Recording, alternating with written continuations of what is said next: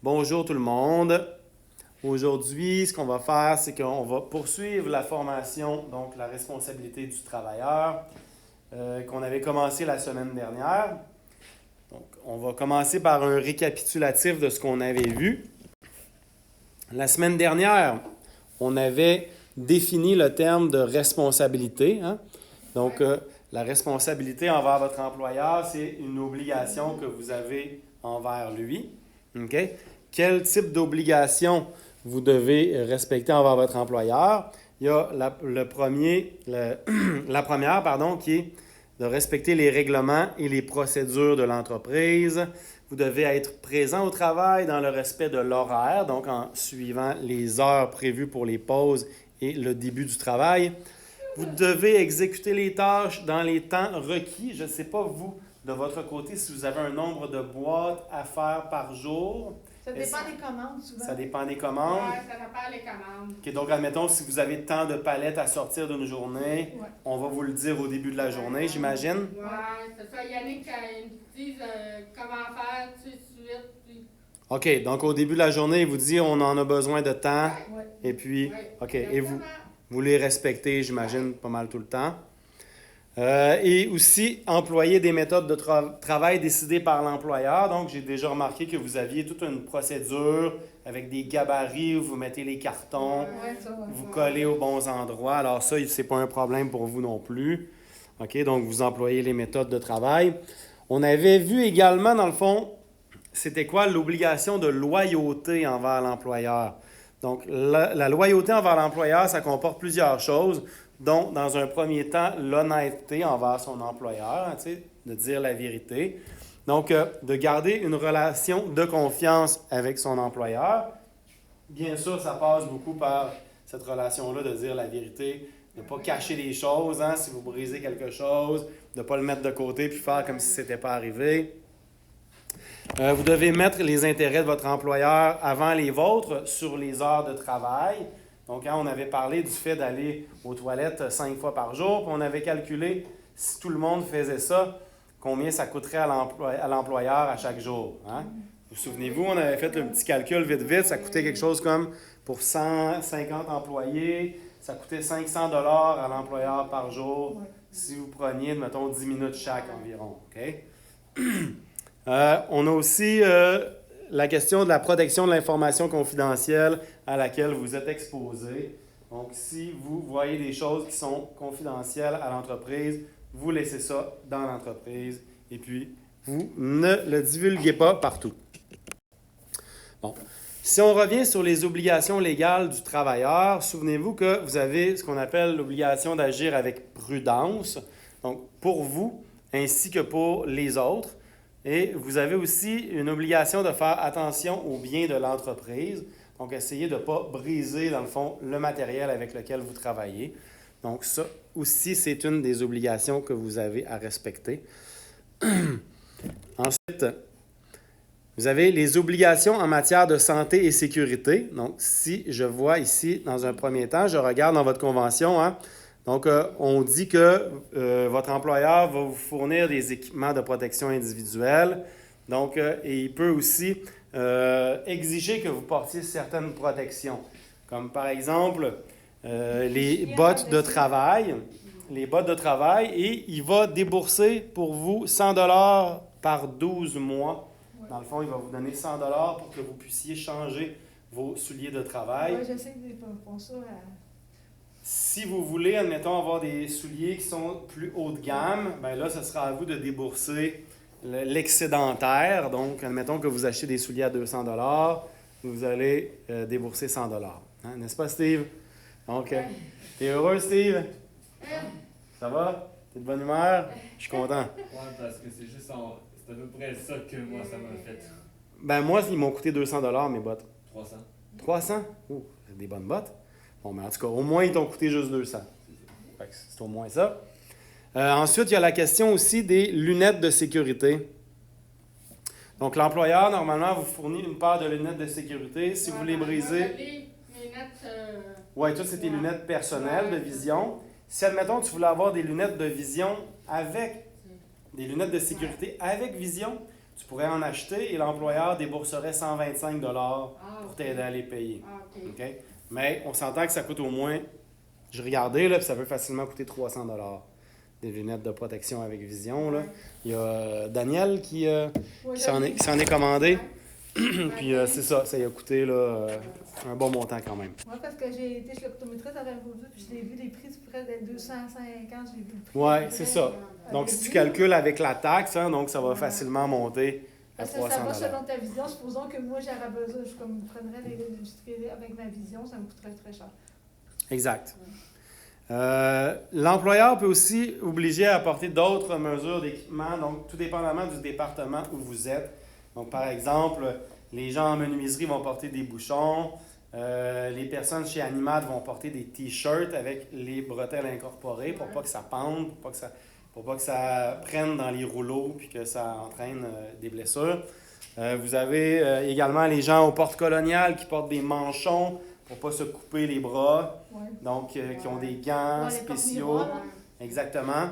Donc, alors, tout dépendamment d'où vous travaillez, on peut exiger que vous ayez d'autres équipements de protection, mais on va vous les fournir. OK? Bien sûr. Il y a également, dans le même ordre d'idée, il y a une politique de vidéosurveillance. Donc, les accès à l'entreprise sont filmés. OK? Donc, que ce soit les portes en menuiserie, en céramique, à l'entrée, à l'expédition, sur le côté. Donc, les portes sont vraiment filmées pour éviter, dans le fond, les vols, dans un premier temps, pour aussi gérer qui est entré, qui est sorti. Et c'est vraiment une façon aussi de, admettons, prévenir le vandalisme ou autres crimes qui pourraient être commis contre l'entreprise ou contre les bâtiments. C'est pas une vidéo qui enregistre.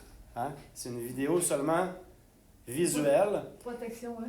C'est pour la protection, dans le fond. C'est pas pour surveiller les employés. Hein? C'est pas pour surveiller à quelle heure vous arrivez. C'est pas de la surveillance d'employés. C'est vraiment pour prévenir, dans le fond, des formes de crimes qui pourraient être commis envers l'entreprise. Surtout parce que des fois, les vannes, ils ont beaucoup de stock qui les vendent souvent, puis les camionneurs viennent le lendemain, c'est pour ça qu'il faut qu'ils ont des vidéos parce qu'il faut pas se faire voler, là. Oui, mais c'est ça. Mais aussi, il y a beaucoup du matériel ici qui vaut cher. Là. Ouais. Donc, tu sais, faut préserver quand même ça. Là. Il y a des choses qui valent une fortune. Là. Tu sais, je veux dire, une petite boîte de vis, là, Ouais. tu payes ça 30 $ là, Oui, dans une quincaillerie. Puis ici, Ouais. il y a des boîtes pleines. Ouais. Tu sais, je veux dire, ça vaut beaucoup de sous. Là. Donc, et pas juste ça. Là. Il y a plein d'autres produits qui valent cher, qu'il faut protéger.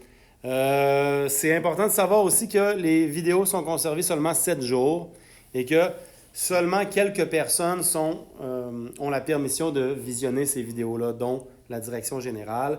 Mais tu sais, c'est pas tout le monde, tous les cadres de l'entreprise qui peuvent aller regarder ça. Là. Donc, c'est vraiment à titre de protection seulement. Il y a toute la question aussi de la participation à l'identification et à l'élimination des risques. Vous êtes, en tant qu'employé, dans le fond, des personnes actives pour... Oh, t'as oublié tes... Ah, Jacques, tes lunettes, Jacques. Ton V8, Jacques. Ton Je V8. demandais c'était à qui, ça? Bye bye, Jacques. Donc, je disais, pardon. Ben, celle-là, c'est la sécurité, nous en Oui, tant qu'employés. donc vous, en tant qu'employé, vous avez le droit d'être en sécurité, mais vous êtes aussi des personnes qui êtes partie prenante à la sécurité. Donc, on s'attend de vous que vous soyez les yeux de l'entreprise et que quand vous êtes témoin, admettons, de choses qui se passent, des incidents, des accidents, que vous soyez là pour les rapporter et pour amener aussi des solutions, admettons. Admettons que vous êtes en train de faire un travail et que vous constatez que le travail que vous faites comporte des risques, admettons, que vous avez peur de vous blesser en faisant votre travail. Vous pouvez dire, moi, je ne veux pas faire ce travail-là de même parce que je pense que c'est dangereux, puis j'ai peur, mettons, de me couper la main ou j'ai peur de... Et là, c'est à vous de participer à comment je pourrais faire le travail pour qu'il soit sécuritaire. Pas juste dire, je ne veux pas faire ce travail-là, mais je veux pas le faire comme ça, mais voilà comment que je pense que ça pourrait être fait. Je ne sais pas si vous comprenez un petit peu. Donc, le fait de participer, de collaborer, dans le fond, à la mise en place de façon sécuritaire d'effectuer vos travaux. Donc, je ne sais pas, moi, vous, dans votre département, comment que c'est. Ça a l'air d'être relativement sécuritaire. Ouais, c'est quand même sécuritaire, mais que faut faire attention de ne pas se casser les doigts, là. Surtout les doigts, il faut faire attention. Là, quand OK? même. Mais- À cause de la colle, à cause non, de non, quoi? non, mais il y a une cloche La aussi dans taqueuse. notre. Il y a comme une affaire qui nous protège. Ça, je pense que les Ouais. taqueuses là, sont exprès pour ça, pour nous protéger. Oui, les taqueuses, c'est Ouais, certain les que taqueuses. ça peut être quelque chose. Là. J'ai déjà fait ça 2 fois sur mes doigts, mais si j'étais chanceuse en maudit. Ouais, donc c'est ça. Donc c'est d'être vraiment. Hein, admettons que quand on utilise la taqueuse, là, c'est pas le temps de dormir. Là. Non. Tu sais, il faut être comme tout là. Là. Puis tout, il faut pas être en train de penser à ce qu'on va faire à soir. Puis, C'est ça, ouais. C'est un qui s'est pogné une broche, puis la broche est passée de bord en bord du doigt. ça me surprend pas. Ça me surprend pas. Je pense que c'est pas arrivé juste une fois, là. D'après moi. Donc c'est ça. C'est vraiment les gens qui utilisent les taqueuses, il faut qu'ils soient Faut pas qu'il soit sous, disons. ni dans l'une. Aussi. OK. Donc, alors, collaborez avec le comité de santé et sécurité. Vous avez les membres, je crois, sur une affiche dans dans l'entreprise. Là, vous savez c'est qui et qui. Ouais, c'est un peu partout, là. Oui, c'est ça. Il y en a dans chaque département, je crois. Là. Mais bon, si jamais vous n'êtes pas sûr, vous allez voir toujours votre superviseur immédiat. Dans votre cas, c'est Yannick. Ouais, OK. On avait parlé également de tout ce qui était la question, dans le fond, des blessures. Si jamais vous vous blessez, là, OK, là, ce qui est très important, là, dans le fond, là, c'est que si jamais vous vous faites une blessure, qu'elle soit visible ou non visible, l'important, c'est d'aviser les ressources humaines dans un plus bref délai, donc immédiatement. C'était OK? Nathalie ou Stéphanie. Exact, ou Alexandre. Ok. OK? Tout dépendamment là, de qui vous voyez en premier, là. Mais je vous donne un exemple, OK? Au porte colonial, hier, Paul, avec les miroirs, OK? Il y a une personne qui est passée à côté de lui, Ok. il a accroché son bras en arrière, il a coupé le bras en arrière un petit peu, OK? Donc, c'est un accident.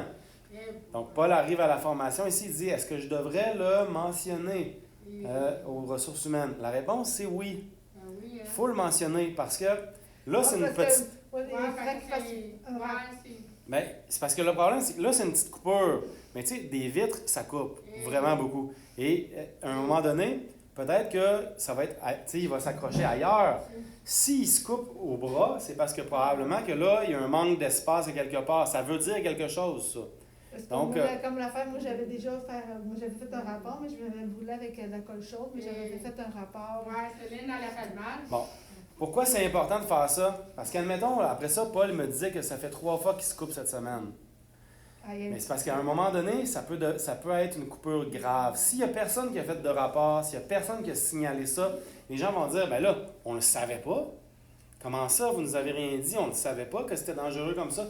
C'est important je me suis coupé, je vais le rapporter. Comme ça. Ça peut s'infecter aussi. Aussi. Ça peut s'infecter parce qu'il faut que tu fasses la piqûre du tétanos, là, parce que le tétanos là, qui peut avoir aussi.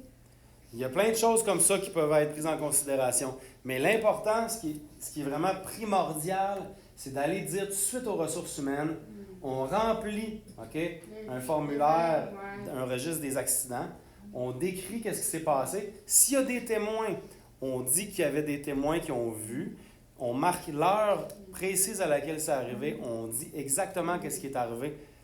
Le plus de détails possible, parce que la journée, admettons que vous vous blessez, que ça s'infecte, que ça s'aggrave et que vous tombez sur la CSST, admettons, là, ben, eux, ils vont aller voir le rapport d'accident. Puis ils vont questionner. Ah oui? C'était à quelle heure? C'est quoi que tu faisais exactement? Tu étais avec qui? Y a-tu des témoins? Y a-tu des personnes qui ont vu ça? Et si votre rapport il est très bien rempli, avec précision, ça va être beaucoup plus facile de se faire indemniser que si vous avez dit « Ah, c'était à peu près vers 2h30, je pense qu'il y avait Mandy, là, je suis pas sûr. » Peut-être que tu sais que votre rapport il est flou, puis il est pas bien documenté, il n'y a pas les heures. Là, ça peut être contesté. Mais il n'y avait pas comme quelqu'un sur Ouais, la dernière fois, tu avais joigné, hein, Céline, que j'ai fait mal. Oui, il y a des secouristes. Oui, mais il n'y avait pas une personne qui a pu faire un rapport, me semble, avec. À la base, c'est votre responsabilité de le non, faire. mais pas comme. Moi, c'est vrai qu'il n'a pas été. Tu sais, admettons, là, vous allez voir les ressources humaines. Moi, quand j'ai eu ma affaire, j'ai tout de suite été voir Comme c'était Joanie dans ce temps-là, il y avait d'autres personnes. Là. Bon. Puis on a fait le rapport, tout ça. Que... Ben, juste vous assurer que quelqu'un va le faire, le rapport. Admettons, si c'est pas vous, là, assurez-vous que quelqu'un le fait. Puis assurez-vous de dire les bonnes informations parce que quand c'est des petites coupures, quand c'est des petites affaires, c'est pas grave. Mais la journée que ça devient grave, là, c'est important.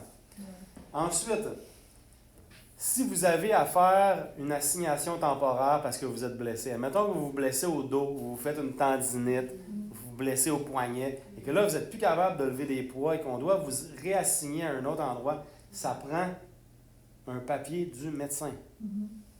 Donc, vous ne pouvez pas dire, hey, moi, là, j'ai un lombaire déplacé. Vous ne pouvez pas vous décider ça.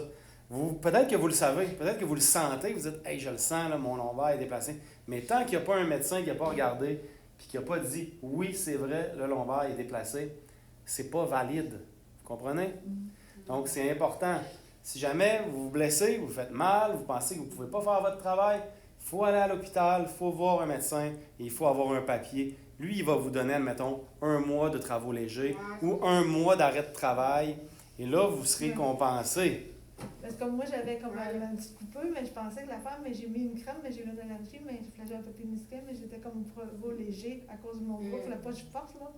J'avais comme une allergie dans mon côté droit, là. Puis, est-ce que tu étais allé voir un médecin? Oui, j'ai été voir un médecin, ça. Bien, c'est ça. Mais c'est important. Maintenant, la pire chose que vous pouvez faire, là, OK, c'est vous blesser au dos, vous allez chez vous le vendredi soir, vous revenez le lundi, et là, vous avez encore mal, et là, vous dites, hey, je me suis blessé vendredi.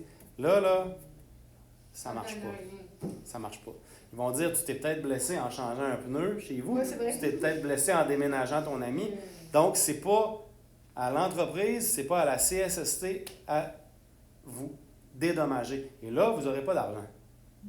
Il n'aura pas d'argent. Nous autres, on a supposé déménager la semaine prochaine, en décembre, puis là, je ne sais pas comment je vais réagir. Hein, oui, mais là, c'est sûr qu'il ne faut pas que tu ailles te blesser en déménageant. Là. Ou utiliser les outils qu'il faut, là, parce que quand tu te blesses en faisant une activité personnelle, tu n'es pas couvert là, par la CSST. Hein? Donc, c'est important. Là. Alors, voilà pour la démarche à suivre. Une fois que vous avez votre papier, votre rencontre du médecin, OK, votre formulaire signé par l'employeur et tout, ensuite, c'est de faire ce qu'il y a à faire pour guérir correctement. Allez pas aider votre ami à déménager là, si vous êtes blessé au genou ou au dos. OK? Surtout, allez pas aider votre ami à déménager puis à le mettre sur Facebook en plus. Parce que là, toute la planète va le savoir que vous n'avez pas pris soin de vous en plus. Ce qui est doublement pas une bonne idée parce que vous ne faites pas ce que vous devriez faire et en plus, vous dites à tout le monde que vous ne faites pas ce que vous devriez faire. Alors, mauvaise idée x2. Ensuite, obligation du respect des politiques d'entreprise. OK, on a parlé de tout ce qui avait rapport au harcèlement psychologique. Harcèlement sexuel, discrimination et tout. Donc, la politique de l'entreprise est pas mal calquée sur les lois, je dirais en général. Là. Donc, si vous êtes victime de discrimination, quelqu'un s'en prend à une de vos spécificités personnelles, mettons votre race, votre religion, votre culture, vos handicaps, vos convictions religieuses, en tout cas, bref, tout ce qui est personnel à vous, vous avez le droit d'être respecté par rapport à ça. Okay? Donc, c'est quelque chose de personnel. Et si quelqu'un s'en prend à vous par rapport à ça, bien, ça peut être une plainte automatiquement à la direction. Okay? Puis, c'est considéré comme assez grave quand même. Donc, parce que c'est des choses qui... Vous n'avez pas vraiment comme c'est pas de votre faute, là. Je veux dire, quelqu'un qui naît, mettons, je sais pas moi, qui est homosexuel, puis qui se fait écœurer parce qu'il est homosexuel... Quelqu'un qui naît, qui est noir, puis que, tu sais, je veux dire, il n'a pas à se faire écœurer parce qu'il est noir. Tu sais, je veux dire, c'est pas de sa faute, là, il est né, tu sais, je veux dire, c'est sa condition. Je veux dire, il n'a pas à être écœuré par rapport à ça, là. Puis de toute manière, je dis que c'est pas de sa faute, mais c'est sûr que c'est pas de sa faute, c'est évident, là. Mais, tu sais, je veux dire, c'était pas la bonne formulation, mais tu te fais pas écœurer par rapport à d'où tu viens, ce que tu penses, tes convictions politiques, hein. Mettons, vous dites, moi, je vote pour le Parti québécois, mettons, là.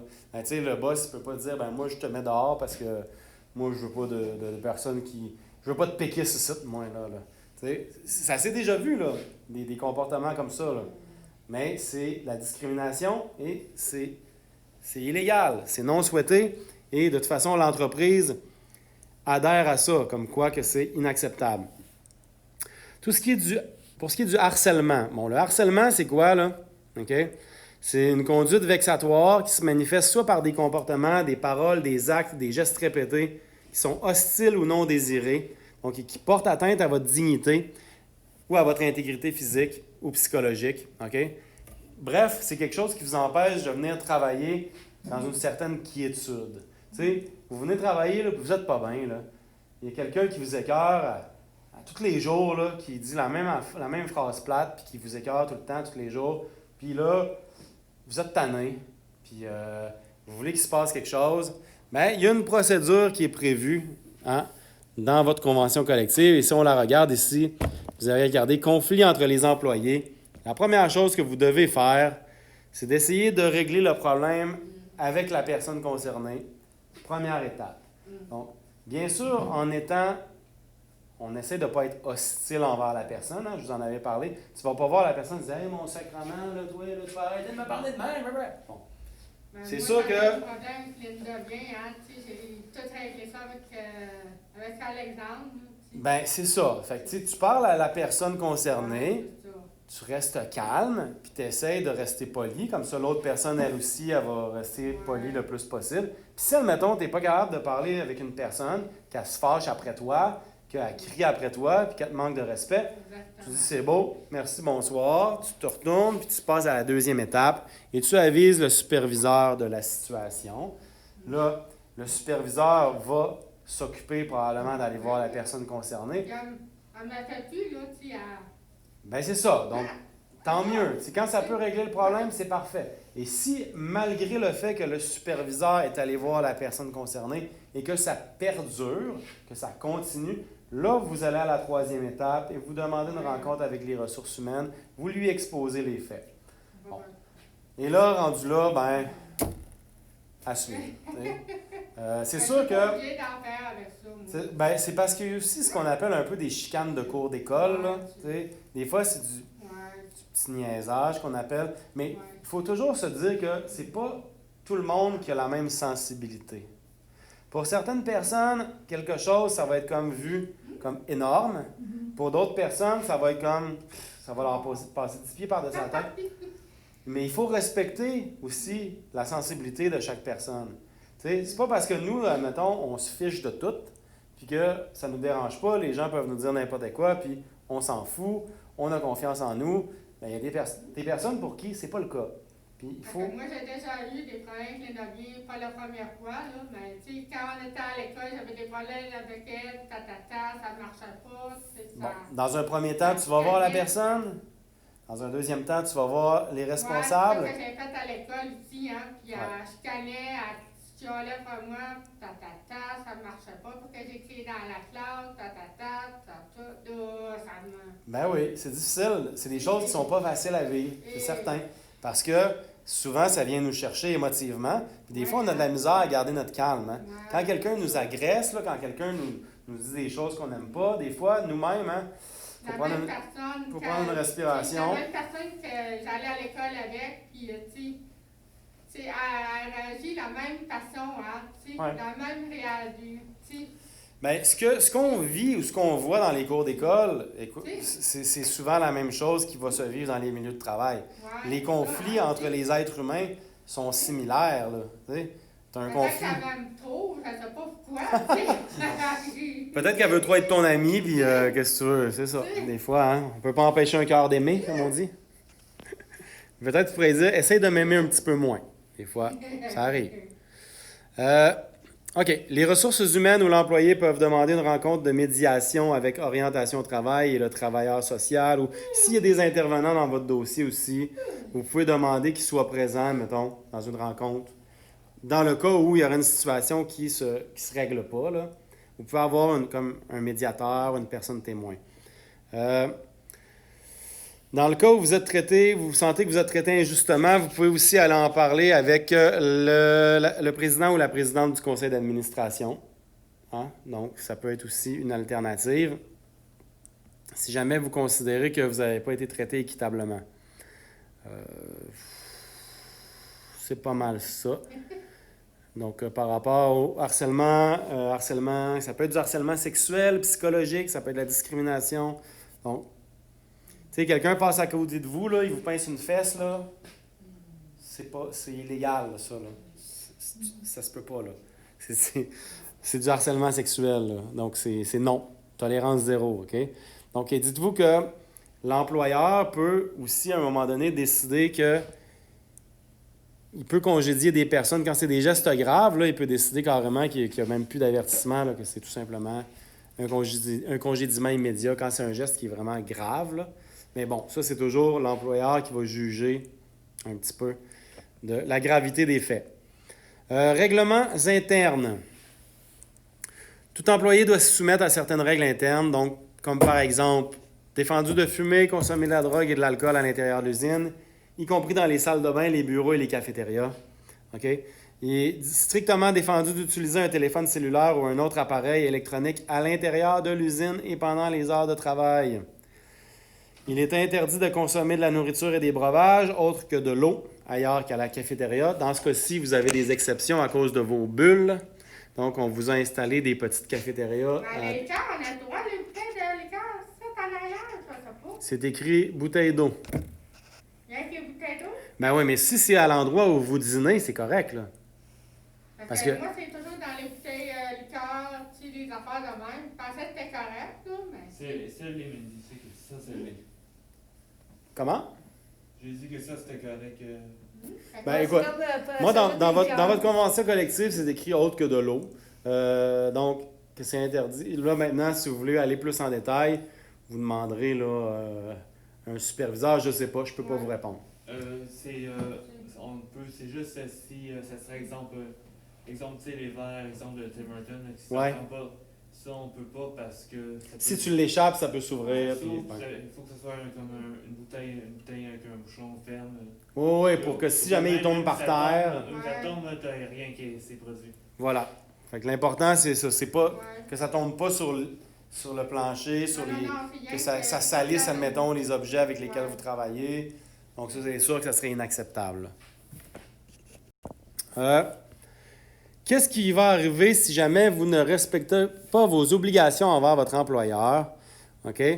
Donc, dans un premier temps, l'employeur peut vous rencontrer pour vous sensibiliser à vos obligations, donc, et vous faire un avis verbal.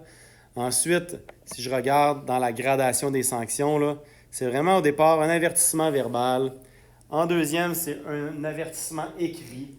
Troisièmement, ça va être un avertissement écrit avec une suspension d'1 jour. Quatrièmement, avertissement écrit, suspension 3 jours. Cinquièmement, même chose, mais avec une suspension de 5 jours. Et sixièmement, un congédiement. L'important, ce qu'il faut se souvenir, c'est qu'après un avis, là, l'employeur va s'attendre que vous corrigiez le comportement qui est non désiré. Tu sais, si, admettons, on vous avertit de ne pas faire ça, bien, c'est certain qu'on va s'attendre de vous que vous, tu sais, ne répétiez pas le comportement. Supposons que vous arrivez en retard 2 fois cette semaine.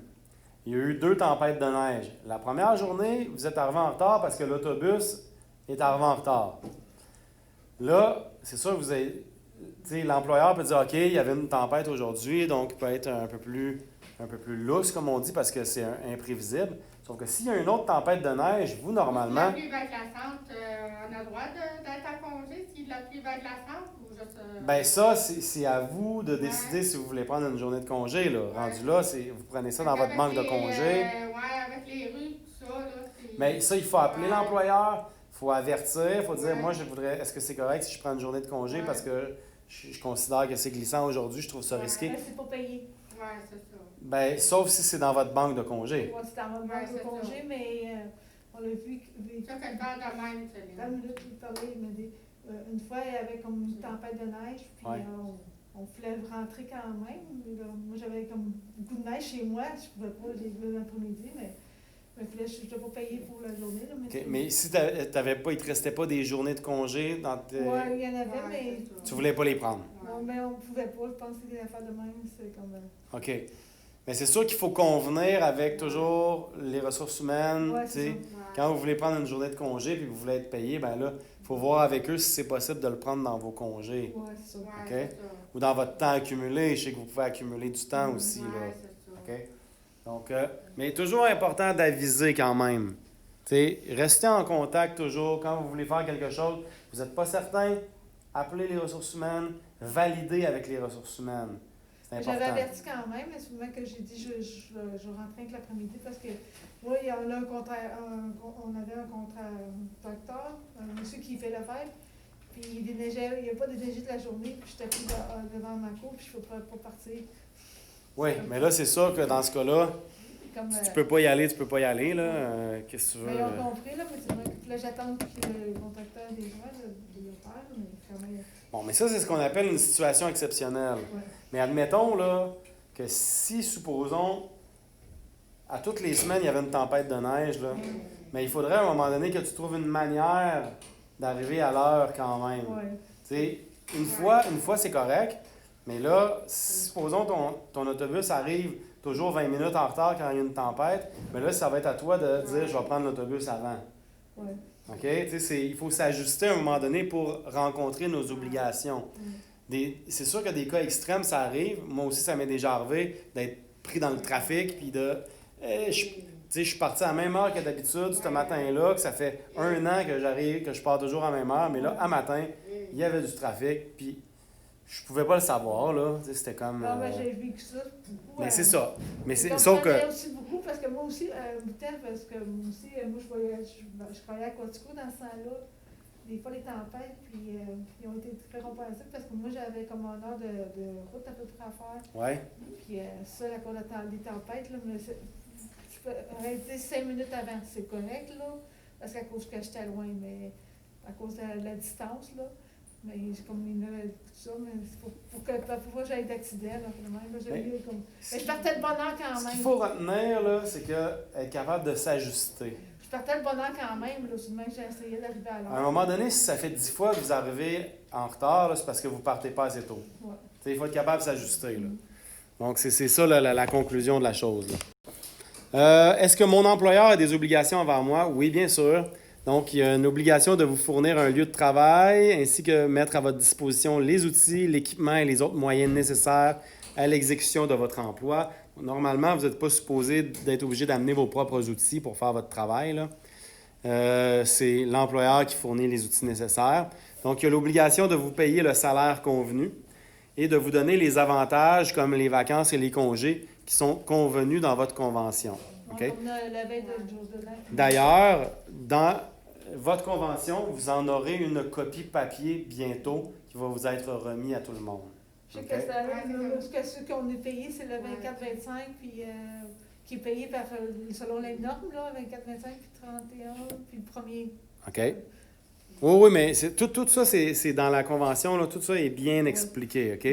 D'ailleurs aussi, admettons les congés si jamais une personne décède autour de vous, les congés si jamais, admettons, l'enfant est malade, ou bon, congé maladie. Vous avez 42 heures de congé maladie aussi par année, qui est après 12. Moi, j'ai pas rentré parce que je l'ai pas bien, j'avais mal de la ventre, mal ici, mal à la gorge, c'était rien qu'une grippe pour une journée.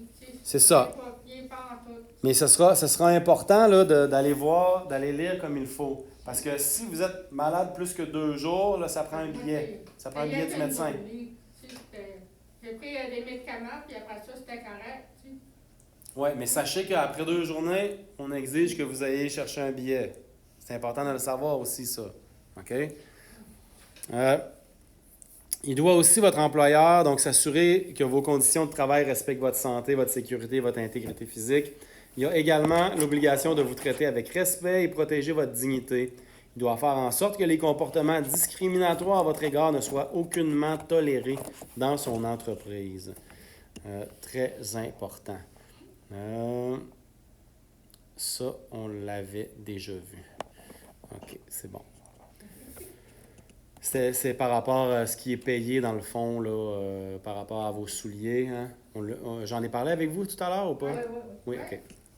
Parce que vu que ça fait 3 fois que je donne la formation après-midi, là, je sais plus, je suis plus certain si j'ai dit la chose. Tu avais les 2 fois avec le tapis puis nous autres. Exactement, exactement. Donc, alors, la conclusion de tout ça, hein, c'est que vous devez respecter vos obligations et que votre employeur, lui aussi, il doit respecter, dans le fond, ses obligations envers vous. Hein, c'est donnant-donnant. Vous respectez ce que vous avez à faire. L'employeur respecte son côté. Et puis, il va avoir une belle relation de travail si tout le monde le respecte. À la fin, ici, j'ai la convention, la fameuse convention que vous allez recevoir en format papier. Hein, je l'ai ici avec la table des matières. Donc, on parlait tout à l'heure, vous voyez, des congés annuels ou sans solde, des congés de maladie. Donc, à la page 6 et 7, on va voir rapidement. Vous allez avoir, regardez, les congés annuels ou sans solde. Donc, moins d'1 an, c'est 4 % du salaire gagné. 1 à 2 ans, c'est 2 semaines.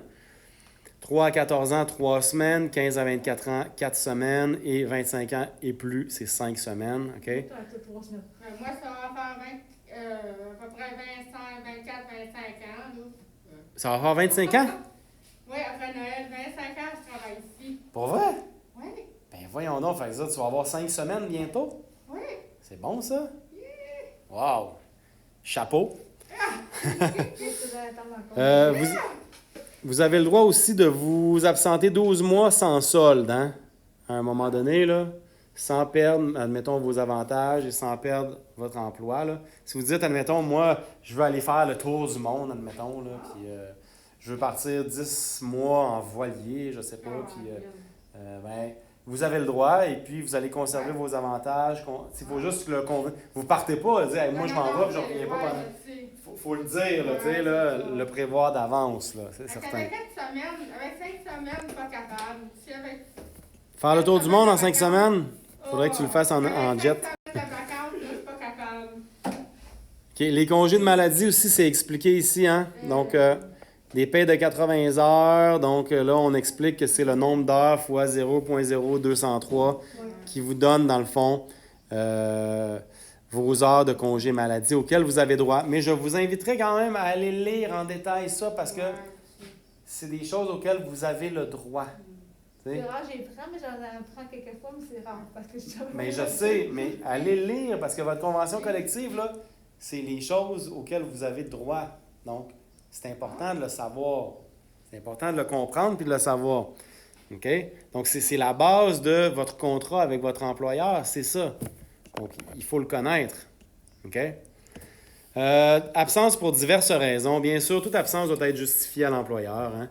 Donc, quand vous, admettons, vous absentez, la base, c'est il faut avertir, peu importe la raison, à moins que c'est parce que vous ayez un accident et que vous ne pouvez pas appeler la personne de l'ambulance. « Hey, excuse-moi, je pourrais pas rentrer, là, il me manque une jambe. » Bon, on s'entend qu'il y a des circonstances particulières, là. OK? Bon, tout ce qui a rapport aux blessures. Les absences et congés pour raison familiale ou parentale. Hein, par exemple, un décès. Donc, un salarié peut s'absenter de son travail 5 jours, dont 2 avec salaire dans le cas du décès ou des funérailles, du conjoint, d'un enfant, de l'enfant d'un conjoint, père ou mère, frère ou sœur ou un petit enfant. Un jour avec salaire dans le cas du décès ou des funérailles du père ou de la mère du conjoint ou des grands-parents. Et là, tout ça est vraiment... Les grands-parents, je pense qu'on a rien qu'une journée. Oui, c'est ça. Une journée pour les grands-parents. Pour la mère, c'est comme 2 journées à peu près. Comment? Pour la mère, pour un père, c'est... Non, c'est 5 jours. 5 jours? Oui. Je pensais que c'était rien que 2-3 journées. Non. Son père ou sa mère, 5 jours, dont 2 avec salaire, par exemple. Ouais. Tu vas être payé 2 jours, mais tu as le droit de t'absenter 5 jours. Oui, non, c'est ça. Tu peux t'absenter 5 jours, mais tu vas avoir juste 2 jours de payé. Ah, ok. Mais c'est pour ça que c'est important d'aller lire. C'est important de savoir. OK? Mariage, je ne sais pas si vous vous mariez souvent, Non. mais en tout cas, si jamais ça vous arrive, hein, vous avez le droit à 1 jour avec salaire et 1 jour sans salaire pour le mariage ou l'union civile de son enfant, de son père, de sa mère. Donc, une personne proche qui se marie. Vous avez le droit à une journée sans salaire. Mais pour votre propre mariage, vous avez le droit à une journée payée. OK? Les naissances, même chose. Vous avez toutes les spécificités par rapport aux naissances. Donc, les congés de maternité aussi. Donc, ce qui arrive avec le père, ce qui arrive avec la mère. Donc, ce dont vous avez droit. Les retours au travail, les congés annuels, bon bref, les examens reliés à la grossesse, les retraits préventifs, tout ça est bien, bien défini dans votre convention. Donc, lisez-la en lecture de chevet, hein? Une petite page avant de se coucher le soir, vous allez bien dormir. Chez moi, mais frère, je la relise, mais je l'avais déjà, une partie, là, je l'avais sur un cartable, vous avez donné une cartable. Oui, c'est ça. Mais bon, de toute façon, on va vous en remettre une nouvelle avec les modifications parce qu'il y a eu quelques petites modifications dans la dernière mouture. À Là. cause de la COVID. Probablement, mais aussi, je sais pas, je n'étais pas aux réunions, là, mais bref, c'est somme toute quand même assez similaire. Là. Ouais. OK? Parce qu'on n'avait pas le droit d'aller au CA là, cette année, on avait déjà l'assemblée annuelle. Là. C'est de quelques personnes qui étaient responsables d'employés qui pouvaient y aller, là, mais on pouvait pas. OK. Écoutez, ça mettrait fin pas mal à notre formation. Il est presque 3 heures. Est-ce que vous avez des questions? Est-ce qu'il y a des choses que vous aimeriez préciser avant qu'on termine? Steve, t'es sûr? Lui, il est là, tranquille. Ouais, Steve, il est crampé bien raide. Là. Il y a du fun au bout. Tant mieux. Juste vous spécifier, dernière formation, ça va prendre les appareils informatiques. Parce qu'on va faire un retour sur ce qui a été vu par rapport à ça. Et on a peut-être l'impression qu'après les fêtes, là, ça se pourrait qu'il y ait des formations en ligne parce que la courbe des infections de la COVID-19 en ce moment, elle est en... Oui, parce qu'on n'a pas descendu encore. C'est ça. On ne sait pas ce qui va se passer. Donc, on veut vraiment là, mettre sur pied le système pour si après les fêtes, on fait des formations en ligne. François Legault, il n'a pas décidé, tu sais, pour... Il n'a pas encore statué parce que d'après moi, là, il doit en ce moment là, être dans l'eau chaude parce que je pense que là, il n'est plus certain de son affaire trop. Là. À suivre. Mais ceci dit, l'important de tout ça, c'est que amenez vos tablettes à la prochaine et dernière formation avant les fêtes. OK? Ouais. Excellent. Je vous remercie de votre participation et de votre bonne humeur, Monsieur de la Fontaine. Donc, bonne fin de journée, bonne fin de semaine. Merci.